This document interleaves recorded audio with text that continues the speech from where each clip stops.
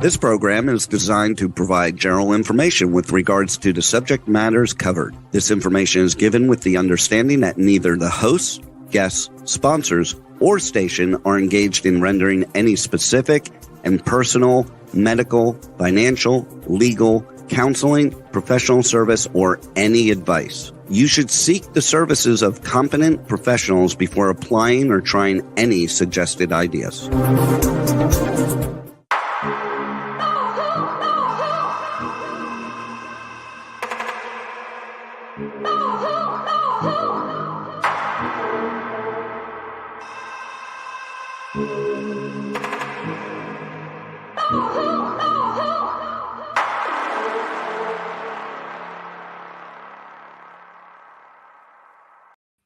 Good morning, truth seekers and true crime junkies. Welcome back to another episode of Hitting the Road, Jack, Finding the Zodiac. This is Nanette Bartow, and I am back with you today with some laundry and research from past presentation. And of course, we're going to go through some of the solves with Harriette Sucher. And joining us today will be also Nolan Del Campo. Just some catch up from my research, really.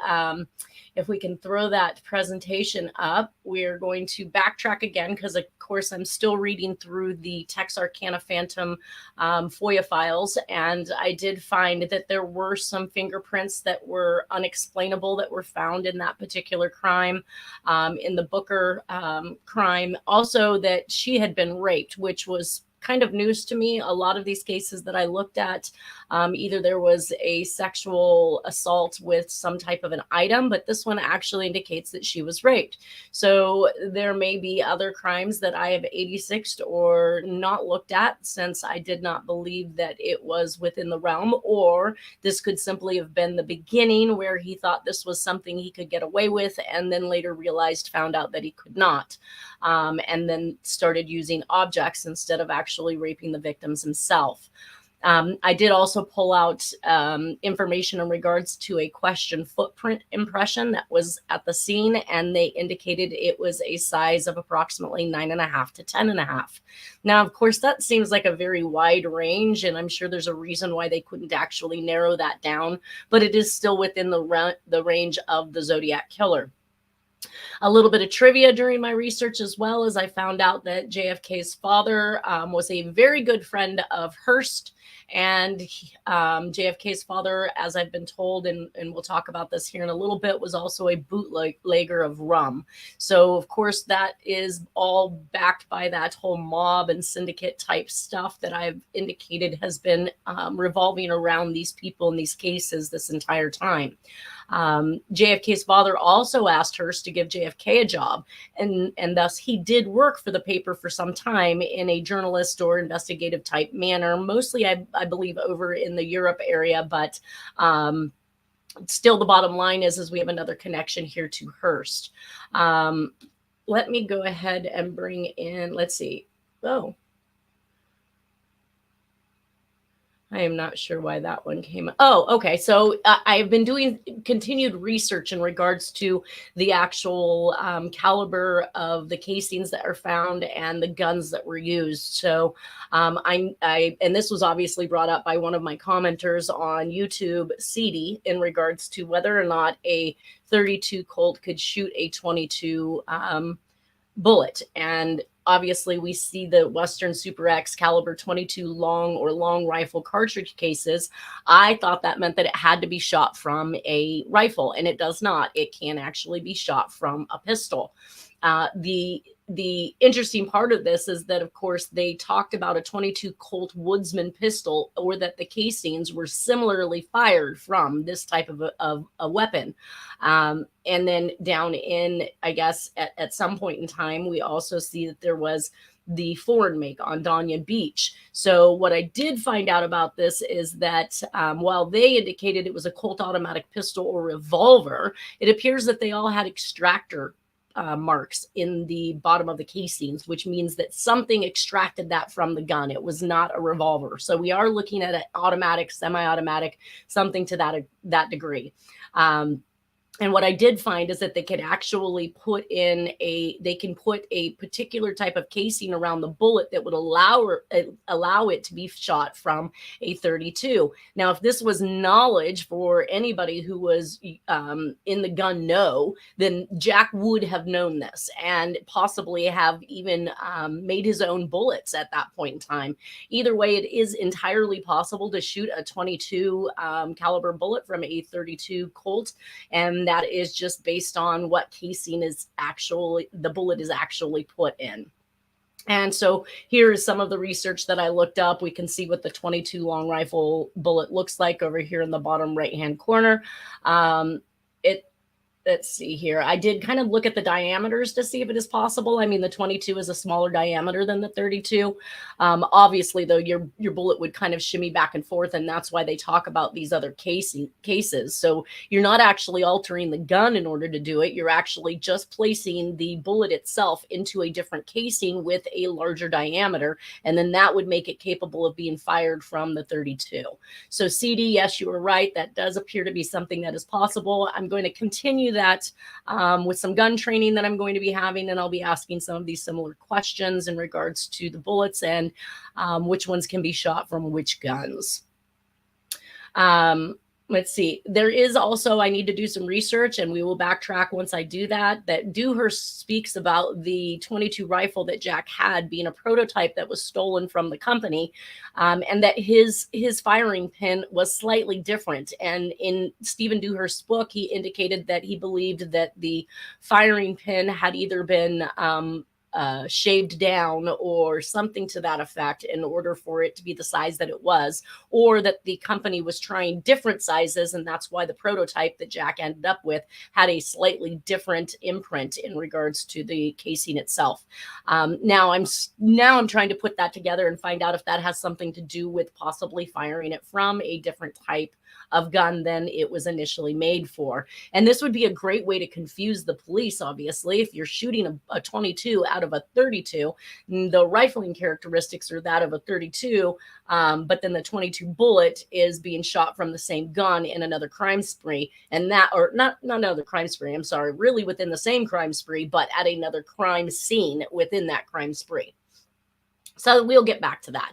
Either way, I did look up, like I said, the difference in the measurements of these guns. I also looked at this one was a conversion formula in regards to how to calculate the 22 and the 32 and what that actual size might be. I did notice that it stated the adapters permit the use of a 22 rimfire ammunition in 22 caliber center fire rifles, as well as a 32 ACP, which is an automatic Colt pistol, and a 30 carbine ammunition in high velocity 30 caliber center fire rifles. And of course, as I'm going through Jack's stuff and I'm studying, researching these guns, I actually find that he has complete notes on the 30 cal carbine, Winchester brand only, and he talks about the grain, he talks about the muzzle, the yards that it will go, mid-range trajectory. He's got all of this mapped out and calculated out. So it would be my assertion that yes, if there was anybody who could pull off this mysterious which bullet am I, or which gun am I, should I say, it would have been Jack that could have done that. So I want to go ahead and bring on now Harriette Sucher and welcome her to the show. Hi there. Good morning again. And I also like to welcome Nolan Del Campo, attorney at law for Sacramento area. Hi there, Nolan. Good morning. Yes, good morning again. Can you guys hear me okay? Yeah. Yes. Actually, okay, good, because I can't hear me.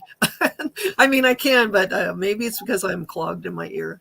But yeah, wow, no, you're extremely loud, so we're going to have to tone her down a little bit. That way you can hear the rest of us. I'm kidding. Okay. So basically what I wanted to do today, Harriette and Nolan, is I want to go over the actual solve, because while I think you know what it means, and I think Nolan knows what some of this stuff means, I think the rest of the public is like me and is rather clueless in regards to some of these things. So I've made a list of those things that are in the solve that I would like to discuss as we go down it. And So the references in the messages, what do they mean? The Dear Draft Board letters from March 1968 addressed to RFK celebrating his presidency. That hasn't happened yet. And the Patricia Houts letter indicates that RFK and MLK have been assassinated and references the Syracuse, New York Draft Board, which is the basis for the communication celebrating that RFK is supposed to become our new president.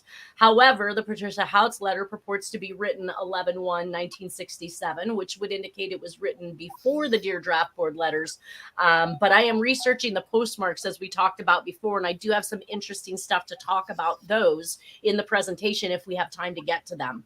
I've said that the mob always knows a guy, and that guy handles certain things, and that could have been Jack, having been the messenger in many of these cases and a murderer in some of them. So there's a whole lot that's going on in the world of Zodiac Jack, but we're going to start with some of these communications. And the first one happens to be the New York 1850 d'Aguiar rum.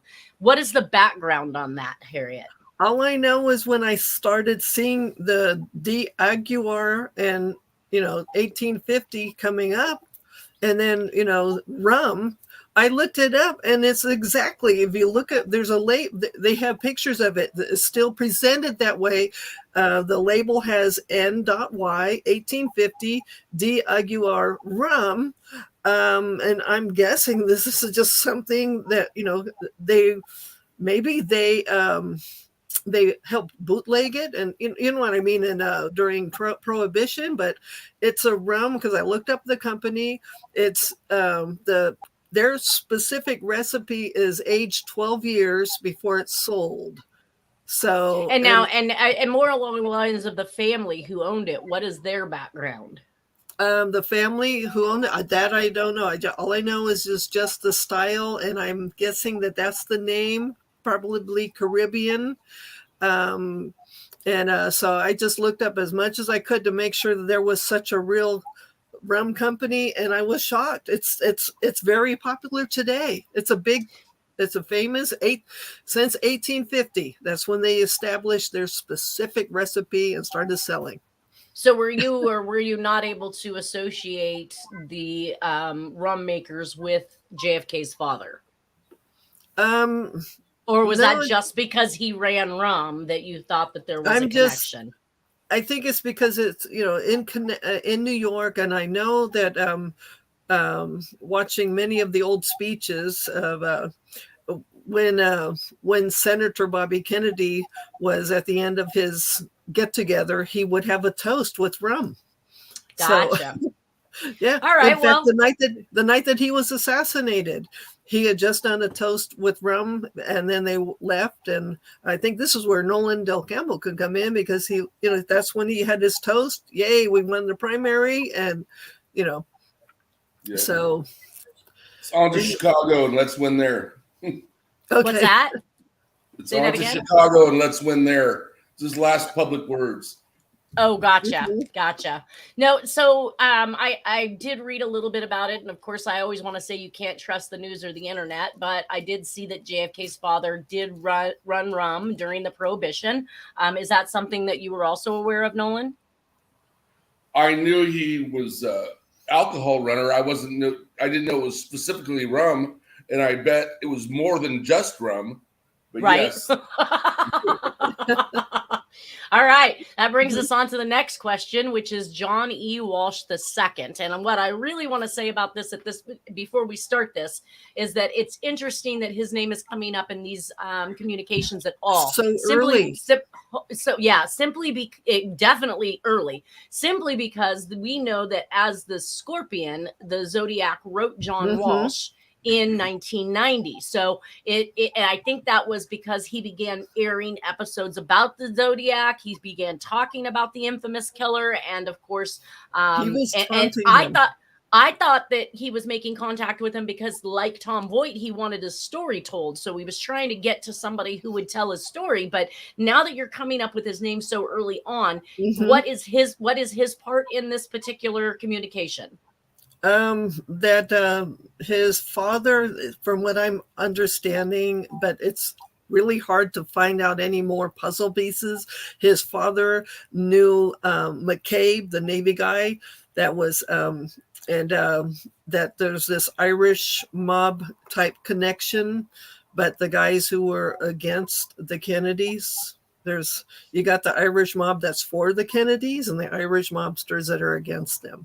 And so it the looks Walsh like would he's be on the side of against them. he's helping drive around evidence that is covering things up. Okay. Yeah. So and then we see the Zodiac contact him, much like he contacts Belli and Tom Voight and many others that we're going to actually see. All right, There's answering more. that question. What's that? There's more in the 1986 Sacramento letter. But we're not there yet. I mean, he's taunting Walsh in that too. So gotcha. Anyways, we'll get to that one. Then Rose McCabe. I just heard you mention McCabe. Who is McCabe? Okay, McCabe is the Navy guy, the very trusted. It's kind of disgusting to know this, but many people brought up about McCabe in a lot of the presentations I attended in the Dallas conferences. He was very trusted, and he was in JFK's inner circle, but he was a traitor. He betrayed Kennedy, so he was in so on. Who is Rose? Getting him. That's the coroner. The coroner in Dallas. His last name is Rose. So he's in it. He's in the connection of the inner circle going to bring down Kennedy and the conspiracy. It is a conspiracy. So Rose is the last name of someone? Yeah, he's the coroner. Who's McCabe then? McCabe is this is two different people. Guy. Yeah, there's two people. Okay, I will separate that out. The way the solve is coming out, they are very, very connected. They're two of the biggest traitors. Wow. That's what Jack is saying. Well, then I put the names together correctly, but I called them Rose McCabe, and I thought they were a person. They're two people. And for all we know, they were cross-dressers. I don't care right now. Well, so then when we seen the postcard in 1963 in regards to JFK come out, it was purchased in Palmdale and mailed in Lancaster. And of course, it did not give a return address, but you presume that meant that it was classified. The classified Palmdale address that you're talking about in the communication from, this one would be the Dear Draft Board letters, is literally the way the postcard came across in the 1963 postcard sent to Dallas PD. So what makes you think, I mean, just because it's missing there, it's classified, or did you come up with the words? I tried to look for it recently and it's still classified. I don't want to get in trouble with the military. So it turns out we got to be careful about that. The particular building, the correct address, it says this is a classified area, So Jack is saying this went to a very specific classified location that's still classified today. So that's all you have is those lines. Right. And now on to the medical photographer, Marjorie Alette. Now, where does she, where's her background? Who is she affiliated with? She gained some fame later on in the 60s as being the photographer of an early Janis Joplin, but that's her job. She's a medical photographer, and her job is taking pictures of autopsies and also specific types of surgeries that is needed, dental, back, where the victims are victims. Okay, they are victims eventually, but they're positioned a certain way. Some of them are with their arms crossed because they're going to have surgery in the abdominal area, or even the autopsy victims have to be placed a certain way. So when they're taking pictures for evidence, that's what her job was. But so why the name change? Why Myrtle Walker? I don't know. Why did she go from Myrtle Walker to Marjorie Alette? But Myrtle Walker is the mother of one of the Texas I-45 victims that I couldn't find any information on, and this is why. Then I find Jack is saying she's AKA Myrtle Walker. And it's also bringing up about the Palmdale, the autopsy photos, and she's supposed to be a lesbian, but from what I'm seeing, she had offspring from her significant other that was a guy, but she helped conspire to kill that person also. And you'll find out about that in the Texas I-45 killer victims. Wow. She's very dirty. So if she's a lesbian, I'm a monkey's uncle. I think she's just somebody pretending to. I think she's just somebody pretending so she can escape murder. She's trying to get away. I think that in any of these cases with this higher elite group of people, they get to be whoever they want to be without anybody looking down on them, whether it's indoors or outdoors. Like they decide who they want to be, and they get to be it for the time that they are. It's almost as if they're completely pretending their entire life. But personally, myself, if my name was Myrtle, I'd change it to Marjorie too. Okay. Yeah. And she's got a Lower Lake connection. She has property just about 500 feet from me, by the way the crow flies. Have you heard of this person? Connection. Okay. God. Have you heard of name? Huh? What's that? You better change your name. Yeah. Have you heard of this person, Nolan? No, I have not. But has there been anything in what you've read about anybody who did the medical photography in the JFK case? I wasn't really looking for that type of information, those details. I was trying to go further than that, but it's interesting. And I would prefer Marjorie Alette too. It's a lot more sexy than Myrtle Walker. It's all about being sexy in this world. All right, I think that I think that answers the questions in that area. And with Joplin, now who is Al Ibarra? Al Ibarra? Oh my God. He's the CEO and public information officer for the classified United Auto Workers 887 local union there. Oh, okay. So I was right. He's part of a classified thing that helped build the module that got us to the moon, and all kinds of other things that I tried to look further. But again, I get this, this is classified. They don't exactly too much of a warning, but it starts saying you want to look at a .mil site, and I learned from the past, if you just want to do it like this, you don't want to get into the military stuff and have them, wondering, what are you doing? What are you poking around here for? I'm just an anagrammer. That's all. I'm trying to solve the code. Well, when you talk military in Palmdale, you're also talking NASA. And people don't realize NASA is a part of the Department of Defense.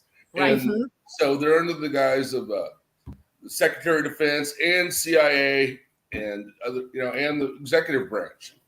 Well, and that brings me back to Jack being a member of ARSMATS. ARSMATS eventually also began to include NASA missions, search and recovery in case any of those rockets went down or what. I don't know what the proper lingo is for those things, but I know that when I read up on ARSMATS, as you go through it, it basically enveloped at one point in time also NASA and NASA missions. Yeah, NASA's had more failures than successes over the years. That's why they need ARSMATS. They didn't even leave the ground, and 3 astronauts burned up. Gus Grissom and White, and I forget the third guy's name. That they all died in one of the early Apollo missions. It's interesting. We don't even get to hear about the failures. We get to hear about the successes, but how about the people who've lost their lives in the process of achieving those missions? I did not know that. I mean, obviously, I guess most of America doesn't. Yes, several. And all the money expended too. Right. Now, what is 704 Grumman? Did I have this right? I think it's a labor union that's, I believe, based. Oh my God, I hope I got this right myself. But I believe it's based out of Long Island, which has a long history of mobster connections. A lot of mobster people there, and Grumman apparently. This is before it became part of Northrop. Was apparently very ticked off, from what I understand. JFK. Basically, in a nice way, told the company to go bleep themselves, that their equipment that they were trying to design for the future use, especially connections with NASA, were outdated and cut a whole bunch of because I had to really get into this. He dropped a whole bunch of contracts in 1962. And so I think this made them quite angry. And then I find out in 1962 that JFK's administration was changing the acronyms for all the military equipment. And can you imagine you have a million acronyms for all these military designed equipment from the 1940s, 50s, and he's decided this needs to be updated and he's going to change all the acronyms. Can you imagine being an admiral saying, I need to order some more of the S-15s, and they'll say, well, that's not meant for, patrolling over in Europe. That's now changed to patrolling over in south part of Japan. I mean, can you imagine these people, like suddenly everything is Greek to them? So I think this is one of the reasons that made them angry.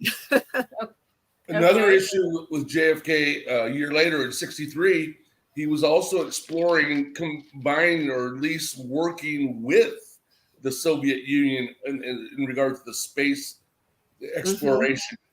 Yeah, instead of making a space race, he was going to, he wanted to eventually share technology, share research, and work with the Soviet Union.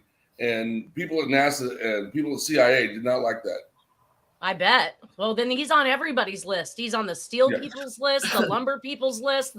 It seems to me like he was making everybody mad. And is that why America loved him so much? I mean, the public seemed to he was taking charge, right? And the military was not liking this. Sorry, so then I was thinking, or I was under the impression that I had heard Northrop Grumman at some point in time. Was that not? They are. Is that not hold on? Sorry. Is that not defense contracting? Who is Northrop Grumman? They combined their companies, I think a decade or so later. So then Northrop Grumman gets back into being part of the system to help design, future things. And so they are, and they're classified also. You start looking in that, and then all of a sudden you get to Palmdale, and it's a classified area. And so they are basically doing a lot of things. But are they? Is it defense contracting or just NASA type? Okay. It's both. I felt like I had heard it before, but I wasn't really sure. And when that came up in the solve, I was like, is this two different people or the same thing I'm thinking of? And is it, defense, like Lockheed, basically? It's just similar. Yeah. Okay. Yeah. Okay. So they became happy campers later on. Aerojet as well. Aerojet. Yep. Okay. So I thought that I had heard that somewhere around, and I know I wanted to double check. Now, who is Harry Lang? Harry Lang was born in Germany during the fall of Germany, 1940s. He comes here to the United States, and he's a very brilliant guy. He, in the 1950s, gets into, after he, of course, changed his name, anglicized it, because I forget, it's a German name. That with Lang is a German name, but his first name is very German. But anyways, He changes it to Harry Lang. But he ends up working for, I believe it's the military, but then to the NASA field, because he's helping to design the future graphics for each mission. And, for what it's supposed to look like, if they're going to land somewhere or fly somewhere, he's a part of helping design all of that, what the look should be. I think even the look of the modules, I'm trying to remember all of this, but so he was basically just part. What was that? So he's basically just part of the NASA, the NASA crew. Yeah, he's a part of I would say I've learned a little bit more about NASA. He's a part of the many buddy systems for each mission up until 1965, where he gets called over to the guy who's about to film 2001 A Space Odyssey. Says, we like you here in Hollywood. We want you to help design our graphics and all kinds of things. Yeah. That's So Kubrick, Stanley Kubrick. Yeah, what's that? Stanley Kubrick? he directed. Yeah, Stanley 2001. Kubrick. Yeah. I'm Gotcha. curious. Do you know if Harry Lang was a Scottish Rite Freemason? Oh, see, yeah, okay. So was No, he's Gear. asking. Was he? No, Yeah. he's asking if he was. You Oh, know. Okay. I think he was. If you 'Cause- look back, a lot of the astronauts and a lot of people, the higher ups in NASA, were Scottish Rite Freemasons. Let me see. And that comes up too. I mean, obviously with the I might red as well take this rose, thing off. It's not working. But you can hear me, right? Yeah. we can hear you. Can you hear I'll us? just take it off. Okay. I was noticing I'm having a problem with it. Okay. Okay. So then you talk about Lewis Research Center PB Buddy. What is that? PB Buddy. Okay. That would be Gear, Robert Gear. He had a very active and very amazing What's life. PB? PB Buddy. PB is I believe is patrol bomber. They used those high altitude patrol bomber people to eventually, some of the ones that ended up into the stratosphere, the training. So he knew how to fly high and be a patrol bomber. But the buddy he ended up being a part of looks like the Apollo 8 buddy system. So if you watch the movie Apollo 13, you'll understand it a little bit more. Okay. You got but you have the main core people that are in the mission, but then you have all these other people underneath. So some people get sick, some people die, that person gets stressed up. So it looks like he was one of the lower level buddy system people that was a part of Apollo 8. He's an alternate. He knew about flying. So he's an alternate, basically.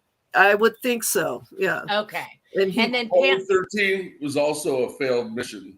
If you remember, Oh, God. Yeah, see, bring them back alive. like the one that's I hate to say it doesn't look good for what's happening today, but we'll get to that later. Now, Pampa, Texas, crop dusting pilot. Is this Gear. Abel? Oh, that's Gear. That's Gear. But that All Gear right. is Abel's friend. That's what I'm learning. So Robert Gear, he knew how to. He went from crop dusting pilot into the Navy, into patrol bomber, I believe, because he did do some couple of years for early Vietnam. So Gear worked for Lewis Research then. Yeah, he was. And I think Lang was also connected with Lewis Research Center. All right, now how does British Columbia, Canada fit into this? Well, that's interesting. You bring up about the Scottish Rite angle. For some reason, Robert Gear is very connected somehow to British Columbia, Canada, and that's in his bio. And he did some activities up there, but he's very much a Freemason and belonged to a lot of lodges. And I think he's connected to the Scottish Rite. So it's coming up in his bio. And gotcha. That's very strange because we got the British Columbia connection to the DB Cooper. You know what I mean? So there's a lot of information about him showing up in his brief early days up until 1970s. I know that sometimes we talk about these things and people think that we're way off in left field when we're mentioning things like DB Cooper. There is definitely a Canada connection with DB Cooper, though the public has not heard yet how that connection has been made to the Zodiac. But I do want you guys to understand that a lot of the connections I've made have been made on the linguistics of some communications, as in the Oakland County child murders. I have just recently been presented. Well, I'm not going to say recently. It's been a couple months ago. Terry Batcher, who's been on the show, had provided me with a handwritten letter or document from the Jill Robinson file of the OCCK. And up until this point that he gave this to me, I had only seen a typewritten letter, and the linguistics were a match. And I have discussed with family members of the victims in regards to that linguistic match. Well, a couple months ago, he gave me this handwritten letter, which I finally actually examined and completed the handwriting on this last weekend, and found out that it was a positive match for Jack Terrence in the sense that he used his natural handwriting to actually execute this letter. So I did that examination and I sent it over to Kathy Broad, which is Tim King's sister. So sometimes some of these connections have been made without even handwriting in it, but not to my surprise, once the handwriting is actually surfaced, which she had to sue to get this FOIA files released to her, once you see the handwriting, you find out that everything that I had been saying in regards to the linguistics were true. So we will get to DB Cooper and everybody. I promise you will understand that connection when we get there. All right. We know that Dickinson is attributed to the communications, the I-45 deaths, the League City Field of Stars death. And now we've seen it in Tim Miller's letter. We've seen it in your solve. Dickinson keeps coming back around. And that to me is always a good sign that you're on track with the message that you're trying to deliver. Now you've answered who detective. So you said Detective Robert Gere, or did I have that wrong? He's a detective. He's with the Texas Rangers. He's also at times working for the sheriff's department in a couple of counties, but mainly Brazoria County. So, and that's what came up, right? Was Brazoria? Yeah. And just this one solve for, I was like, oh my God, that's his bio that I read. It's almost as if they were planning to kill him. I don't know what else to say. Did he die? Was he killed? He died a few years ago, but his biography in his obituary is everything. All these, he was a crop duster, he was a detective, Brazoria County, all kinds of things. So I found it really strange that the day before I came up with that, and then anyways, but I'm seeing you're asking about Brazoria County. That's a very, very major connection. 77511, I believe that's the Alvin, Texas area, and that's where I believe a certain type of fuel was made by Phillips Oil and Gas Company, and and that's where some of the future Texas I-45 victims of Gere, that's Gere's daughter, and her friend Bracewell, who was the granddaughter of Ronald Bracewell, very NASA connected. Bracewell Observatory. We didn't get to the moon without him. But anyways. It's so interesting that many of these victims are coming from very prominent families and unsolved. I'm still astonished every time I find out another one is connected to somebody highly involved in very secret prominent stuff. Right, very They're prominent. not supposed to be. They're supposed to be just innocent victims. I mean, they are innocent. The kids are innocent victims, but who they're connected to are not often, I'm finding, so very good people. It's sad that they're the children of somebody who's or the offspring of somebody. Oh, but Nolan, you started to say something about Phillips. Oh, well, Phillips Petroleum is the name of the corporation. But anyway, Phillips 66. My theory on these innocent victims that have these parents and relatives that are highly connected, it encourages them or motivates them to keep secrets, I think. Yeah. They know their family members are going to die. Wow. And that's kind of the thing with the mob, I mean, honestly speaking, if you mess with the mob, they're not messing with just you. They're taking out your whole family, right? Like they make sure everybody goes. They don't want anybody coming back to retribute you. So they're going to make sure there's nobody there that can come back and take them out for having taken you out. Right? Kind of the consensus. Petroleum. You were saying Phillips Petroleum because yes, we had the Phillips 66 map. Yeah, exactly. See? So is Phillips Petroleum somewhere along the 66 route?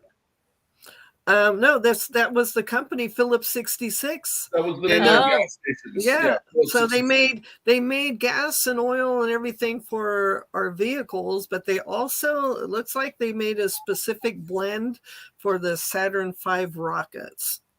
And that's something I didn't know because I keep coming across these oil connections with Jack and I wasn't sure, but I mean, I didn't know Phillips 66 Because it's called the Phillips 66 map, I did not know or think about Phillips gas station being Phillips 66.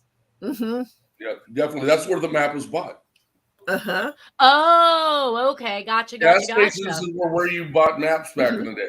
Right. Mm-hmm. I remember that to a certain degree. I'm a little young, but Yeah. all right. So the Bureau of Printing and Engraving in Washington, D.C.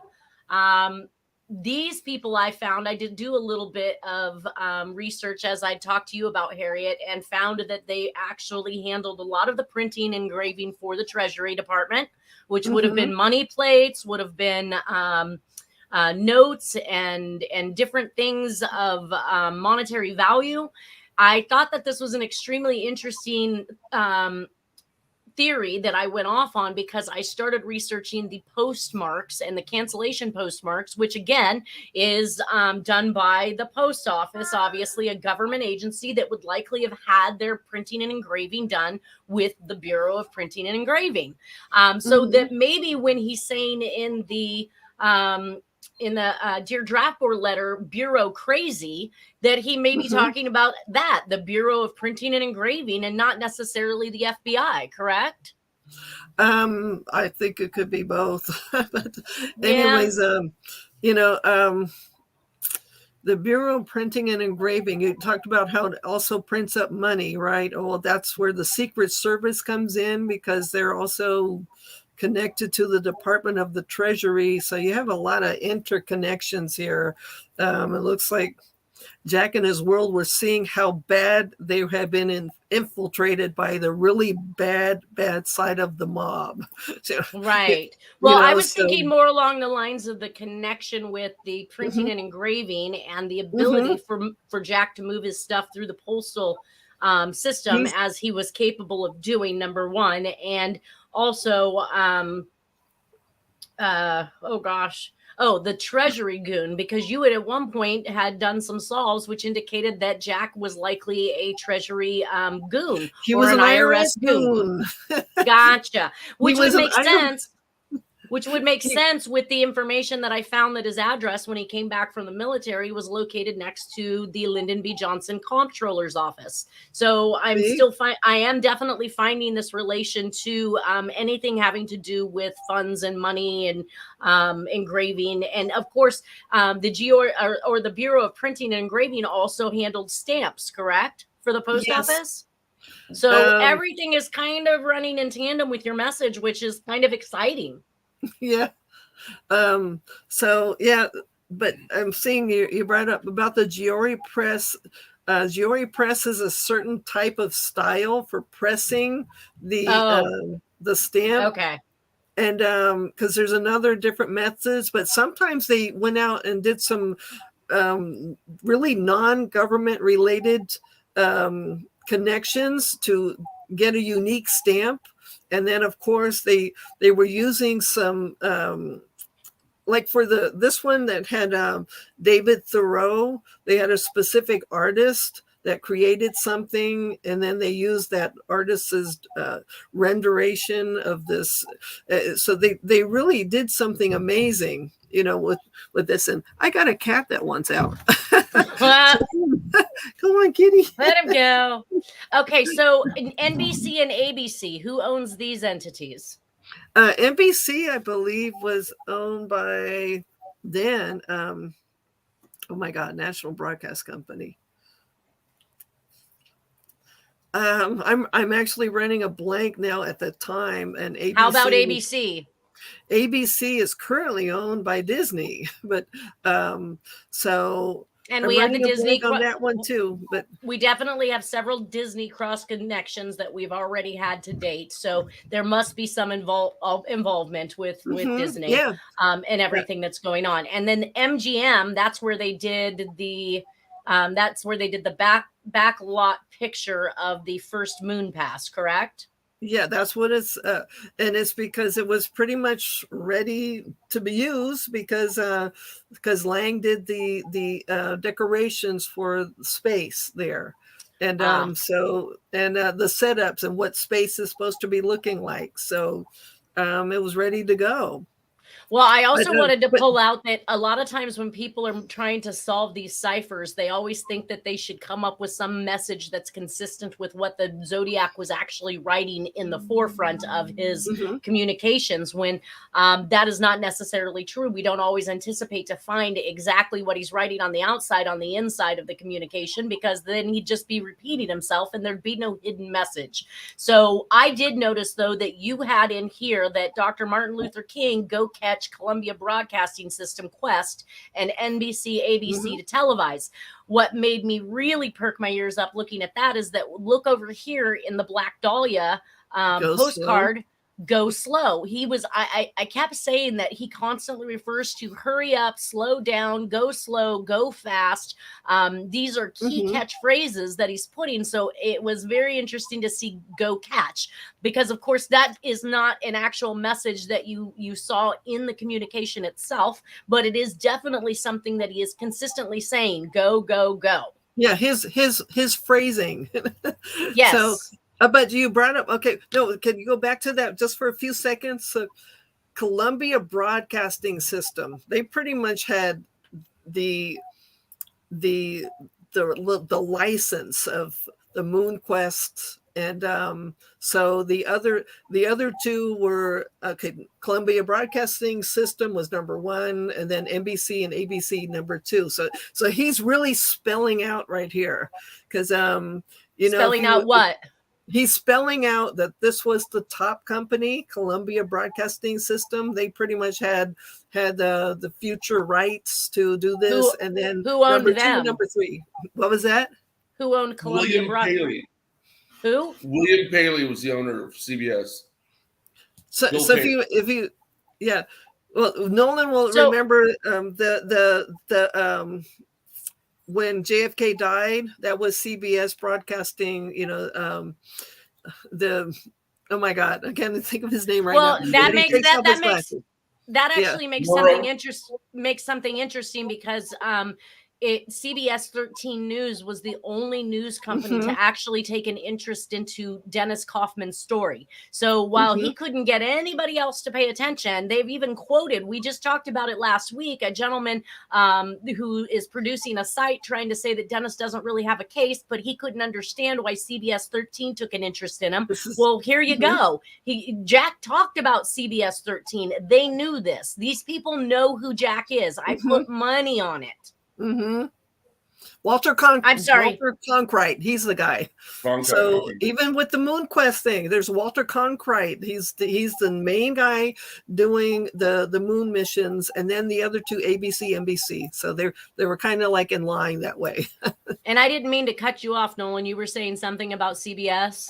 Oh, I thought it was Murrah, but she's right. At that time, they'd switched to Cronkite as their main guy. Gotcha. And what is he? There's just the commentator or the main newscaster for CBS for a number of years.